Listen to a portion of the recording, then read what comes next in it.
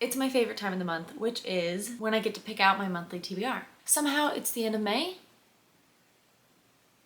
Yep, so it's time to pick out the June TBR. By this point, I'm sure you know the drill. I have my TBR mug, which is filled with prompts that I use to pick out the books that I will read in the next month. And because I still have, I don't even know how many books wrapped up, we also have my second jar, which has prompts to help me pick out the wrapped up books. I think I'm going to do what we did last month, which was 3 wrapped up books and 3 not wrapped up books. 6 was a good number for me, especially because I'm really trying to push myself to actually read all of them. So we're gonna stick with that, and I might as well just get right into it. This time, let's start with the wrapped up books. These are exciting, but also just kind of scary. So I feel like I would rather end with a book that I actually get to pick. There's not a whole lot of options in here. Let's see, 12. Okay, some of these are just random numbers, so if I pull that, then I just have to pick the book with that number. And then I genuinely don't remember what they are, but some of them give me a little bit more wiggle room. This one I don't have a choice. Where is 12? Absolutely no clue what this is. Let's see. Oh, okay. We have The Woman in the Library by Solari Gentile. My friend Mick got this for me a long time ago. For either Christmas or my birthday. It's a murder mystery that I had on my Goodreads that I wanted to read for so long, but for some reason I've just never actually wanted to pick it up now that I have the physical copy.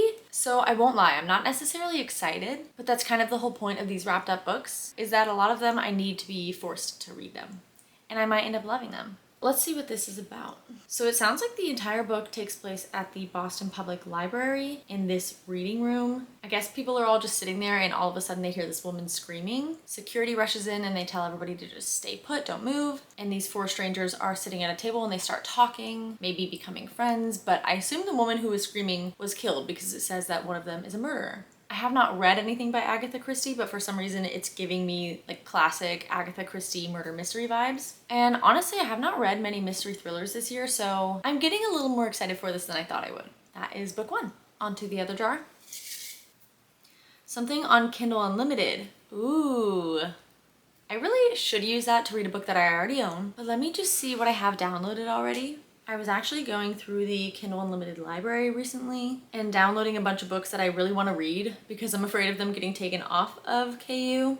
I could read Heartless, which is the second book in the Chestnut Spring series, These Violent Delights. Oh, I could finally read Divine Rivals, Mile High, 6 Scorched Roses, which is the next book in the Crowns of Nyaxia series. I think it's actually a little novella. Ninth House or Guild by Raven Kennedy. Those are all the books that I already have downloaded. I think I want to go with 6 Scorched Roses because it's a short little novella and I read the first book in the series, The Serpent and the Wings of Night, a couple of months ago, and I would like to continue the series before I just totally forget it. So that's not one that I have a physical copy of, but it's really short, so hopefully it does not take me too long to read.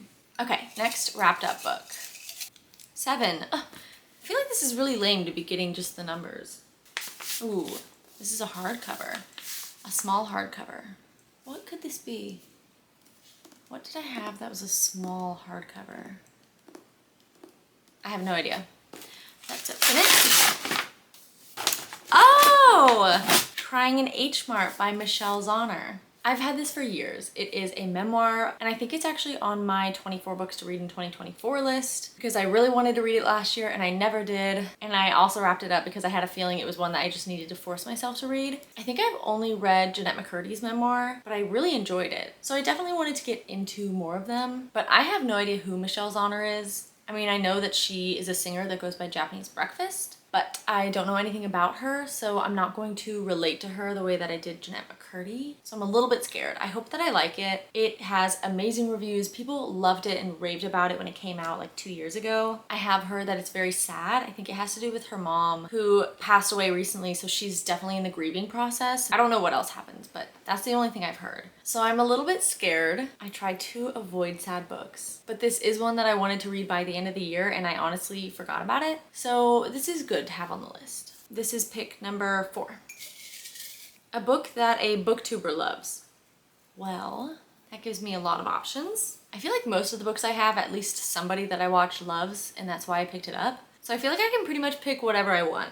That was pretty easy. I had one that just kind of stood out to me, which is Nora Goes Off Script by Annabelle Monaghan, Haley, Sarah, and maybe Destiny. At least the first two. Definitely read this recently and really loved it. And I remember Sarah saying that it would be a perfect summer beach read. That's perfect. It's the start of summer. This was in the general fiction section, but I know it also has a romance in it. I think it's kind of considered chick lit, which honestly, I don't know what something has to be considered chick lit, but it's about Nora, who is a romance screenwriter. Her husband ends up leaving her and their 2 kids, and she ends up turning their whole story of their split and divorce into a screenplay, which ends up getting picked up by a big like movie company, I think. Oh yeah, and they film it at her actual house, and the guy that's cast as her ex-husband is this like super hot guy that ends up being the love interest. Wait a minute, what? And then I have no idea why, but once they're done shooting, he wants to pay her $1,000 a day to stay at her house for a week. That's kind of odd. I don't know what the purpose of that is, but it sounds fun. It's also really short. It seems like it'd be the perfect thing to just pick up on a weekend and finish in 1 or 2 days. And I actually just bought it like a couple of days ago, so I'm very excited to get to this one. Pick number 5. I don't want to get a number this time. If I get a number, I might just pick again, because that's really lame. 18. Okay, I'm not doing that. I won't put that there. I'm gonna pick again. I know I had a hard time coming up with prompts, so they're not very creative. Ooh, okay. This one just says a paperback. So anything that feels like a paperback, I can pick. I still have really no idea at all what any of these are. I don't know why, but I'm feeling number 14. It's just an average size paperback. No clue what it is, but it's calling to me. So let's see what it is. No way. Okay, I was like, this kind of feels like an Emily Henry book. Why did I think that? I was like, it feels like the same size as her other ones. I need to go buy a lottery ticket. Obviously, I got Book Lovers by Emily Henry. This is honestly perfect. I've been wanting to read a lot more of her books. I've only read People We Meet on Vacation so far, and I remember that I really liked it, but I know that one is everyone's least favorite of hers, so hopefully it only goes up from there. I have no clue what this one's about. This girl's name is also Nora. Interesting. Nora loves books and she's a literary agent, and she ends up going to Sunshine Falls, North Carolina for a month because her little sister begs her to go on a trip with her. And while she's there, she keeps bumping into this guy, Charlie, who is a brooding editor, and they actually know each other and they are rivals. I hope that this has really good like small town vibes to it. I love a small town, and I know that people absolutely love this book, so I'm excited to finally get to it. Let's do pick number 6. Honestly, unless this is like a really long book I pick, I think I'll do one more because these are all pretty short and I'm just having too much fun. A 3-word title.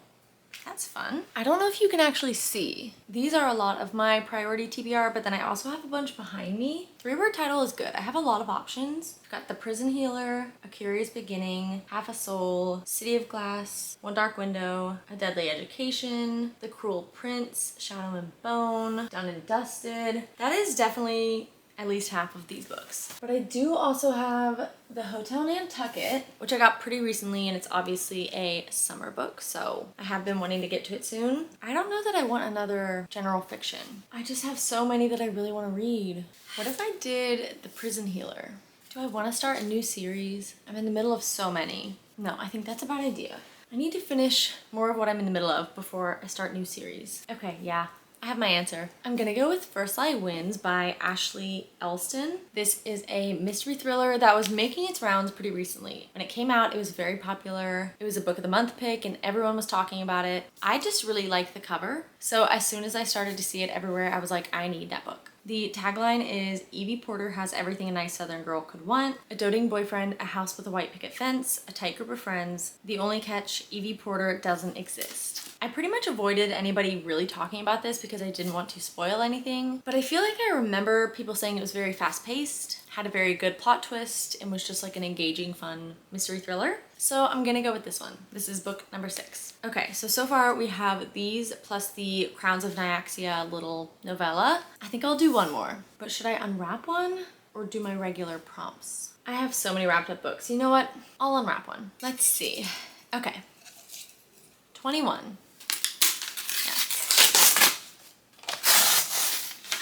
Oh, honestly, I completely forgot about this book. which is Butcher and Blackbird by Brynne Weaver. This book was also crazy popular when it first came out. It's a dark romance about two serial killers, and supposedly it is very gory and intense, but also hilarious. And I could hate it, but I kind of feel like I'm going to love it. I feel like this is kind of right up my alley. I think as far as dark romance goes, this is the kind for me. As opposed to them treating each other badly, I think I prefer two people who are just like really awful people who do bad things who end up getting together. So hopefully I actually like this. Who knows? I could completely regret picking this up. I could hate it. It could totally disgust me. Or it could also be hilarious and funny while also being a little bit intense. So we'll just have to see. This one's kind of fun. This one's a little spicy, so I'm glad I picked a 7th one.